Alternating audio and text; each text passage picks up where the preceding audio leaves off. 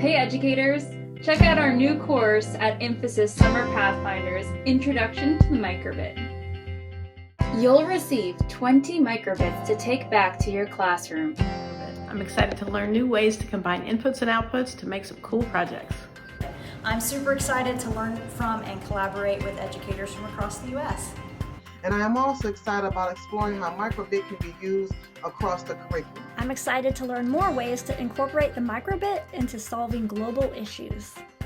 Learn from experts using the microbit with MakeCode and Microbit Classroom, creating advanced projects with accessories like servos, NeoPixels, and more. Use MicroBlocks to collect and analyze data.